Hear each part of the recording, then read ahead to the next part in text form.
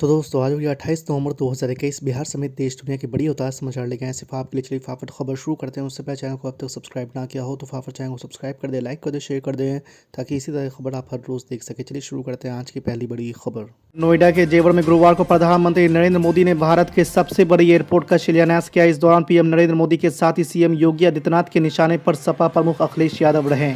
अखिलेश यादव ने भी भाजपा पर पलटवार किया। अखिलेश यादव ने कहा कि एक तरफ देश के हवाई अड्डे बेच रहे हैं, दूसरी तरफ शिलान्यास कर रहे हैं। इनकी बातों पर कौन भरोसा करेगा।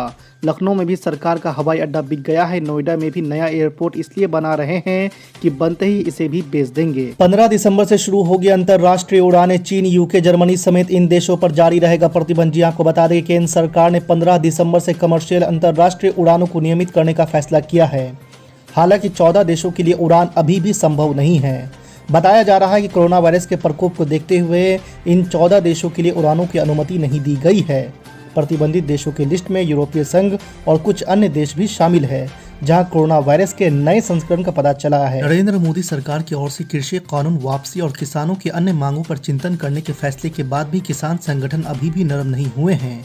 संयुक्त किसान मोर्चा ने ऐलान किया है कि 29 नवंबर को संसद में प्रस्तावित ट्रैक्टर रैली नहीं की जाएगी, लेकिन बगैर एमएसपी के हम पीछे नहीं हटेंगे।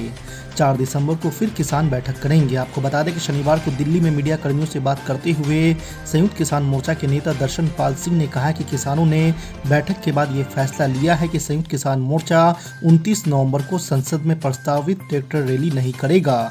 हालांकि किसानों ने चेतावनी दी है कि बगैर एमएसपी के मोर्चा वापस नहीं जाएगा। और पंजाब के मुख्यमंत्री चरणजीत सिंह चन्नी ने प्रधानमंत्री नरेंद्र मोदी को चिट्ठी लिखी है। मुख्यमंत्री ने इस चिट्ठी में पीएम मोदी से आग्रह किया है कि वो कोविड-19 से मरने वाले लोगों के परिजनों को दिए जाने वाली राशि अनुग्रह राशि के संबंध में दिए गए अपने पूर्व आदेश को लागू करवाएं।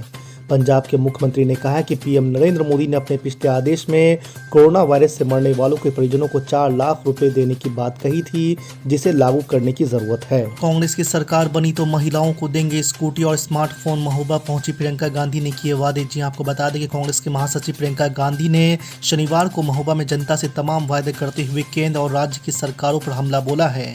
प्रियंका गांधी ने कहा कि यह सरकारें कोई वादा पूरा नहीं कर सकी। असुरक्षा, महंगाई, गरीबी सब बढ़ती जा रही है।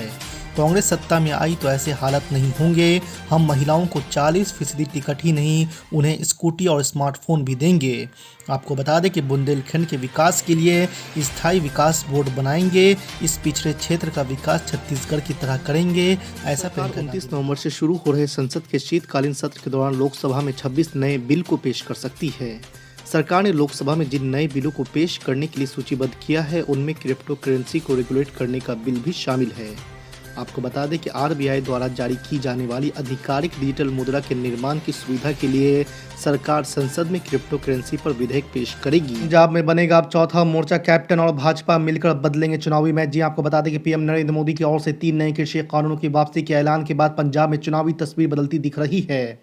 दरअसल उत्तर प्रदेश, उत्तराखंड, पंजाब, गोवा और मणिपुर में अगले साल की शुरुआत में ही चुनाव होने वाले हैं। पीएम नरेंद्र मोदी का फैसला यूं तो पूरे देश में असर डालने वाला है, लेकिन पंजाब में सियासी समीकरण बदलते दिख सकते हैं।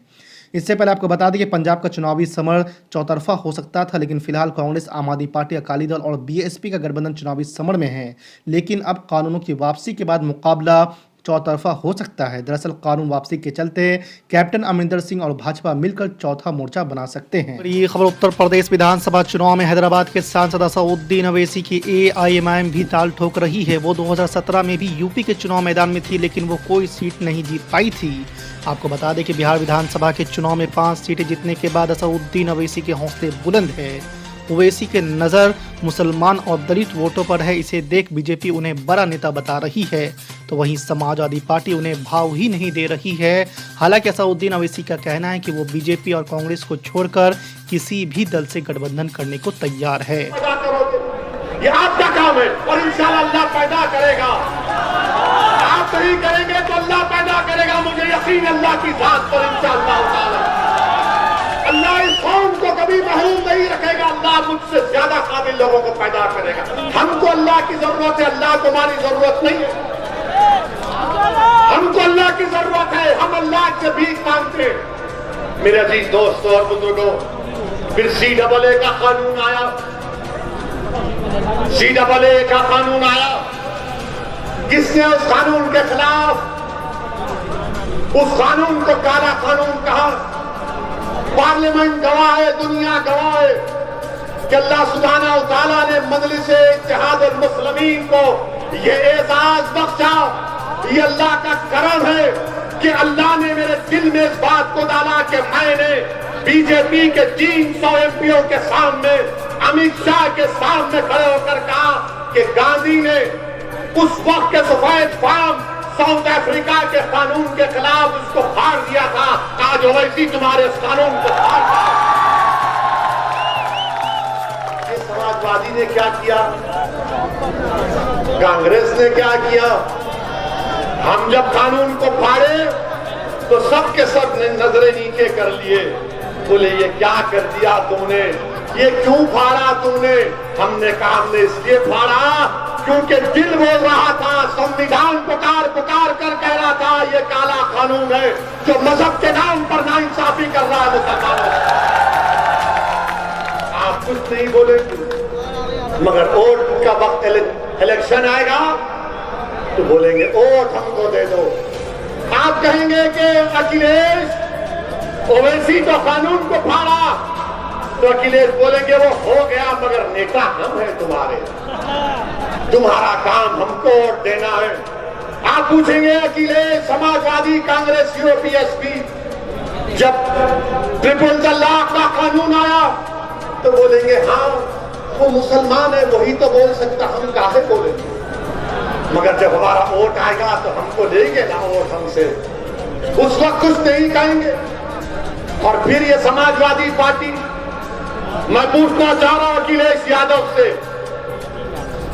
जब CAA का कानून पार्लियामेंट में आया तो क्या शिवसेना ने नरेंद्र मोदी हुकूमत का साथ नहीं दिया CAA कानून में? और यही समाजवादी पार्टी महाराष्ट्र में अखिलेश यादव, उद्धव ठाकरे की हुकूमत का साथ दे रहे हैं।